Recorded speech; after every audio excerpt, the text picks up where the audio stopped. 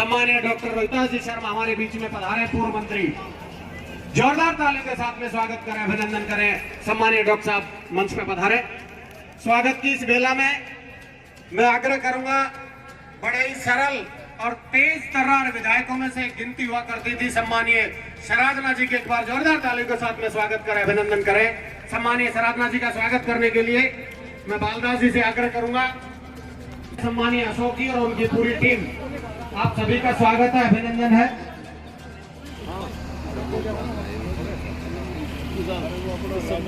सम्मानीय रतिराम जी रावत से मैं आग्रह करूंगा, पूर्व प्रधान बांसुर, आप मंच पे पधारें, आपका भी स्वागत है, अभिनंदन है।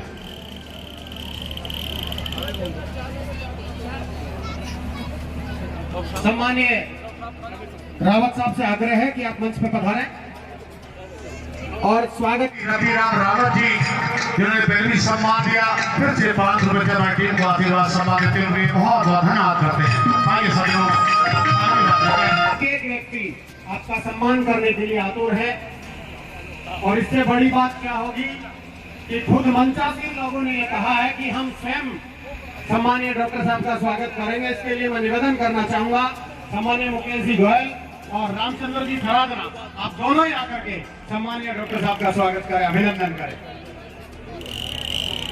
मैं सम्मानीय शंकर जी से आग्रह करूंगा कि आप भी मंच पे आए स्वागत के लिए, क्योंकि डॉक्टर साहब का आश्रय आपके ऊपर बहुत असीम कृपा का एक प्रतीक है। सम्मानीय शंकर जी, आप भी मंच पे पधारें। डॉक्टर साहब का स्वागत करने के लिए मैंने आग्रह करा है, डॉक्टर साहब खड़े हों। पूर्व विधायक माननीय रामचंद्र जी और सम्मानीय मुकेश जी गोयल साहब माला पहना करके और साफा पहना करके स्वागत करें, अभिनंदन करें। सम्मानीय शंकर जी से भी आग्रह है कि आप भी माला पहना करके स्वागत करें, अभिनंदन करें।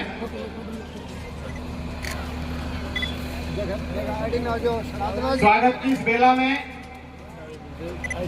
सम्मानीय पूर्व विधायक श्रीमान रामचंद्र जी शराधना साहब के स्वागत के लिए श्रीमान शंकरलाल जी स्वामी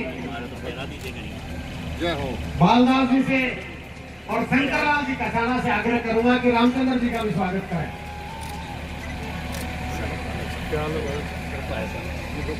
सम्मानीय शंकर जी, दोनों शंकर जी आ जाए। और बड़े सौभाग्य की बात है सम्मानीय रामचंद्र जी कि आपके स्वागत में दो शंकर एकत्रित होकर के स्वागत कर रहे हैं। इससे भला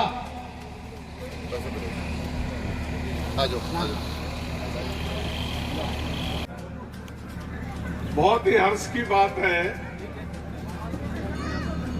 कि शंकर बोड़े का भंडारा और शंकर जी का समस्त परिवार, पिताश्री, माताश्री और सारे भाई और सारे गांव के लोग, इतना सुंदर जो आयोजन किया है।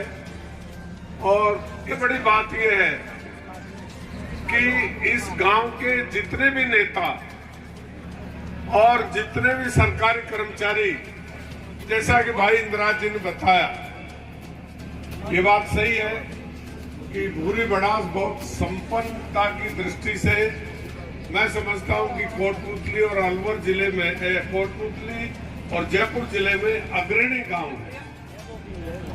और जहां इंदिराज जैसे विधायक हो, अभी कितनी घोषणाएं बता रहे थे, ये घोषणाएं कोई ऐसे ही थोड़ी होगी। ये दमदार विधायक है, इंदिराज इसमें लड़ करके और ये सारे काम कराए। मेरे ख्याल से इसमें कोटपुतली विधानसभा कोटपुतली है, तो तुम तो दोनों एक ही हो, लड़कर कुश्ती जो लड़ी है।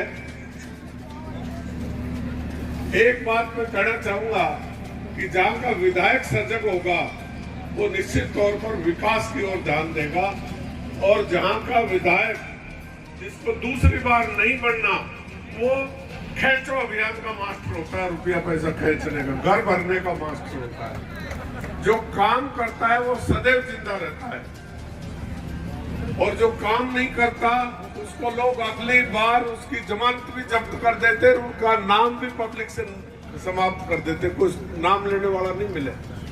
तो आपने अच्छा काम किया, वैसे गहलोत साहब की सरकार में सारे विधायकों ने कामकाज की दृष्टि से तो एक बहुत बड़ा पिटारा खोला है। अब की बार जबरदस्त घोषणाएं हुई हैं।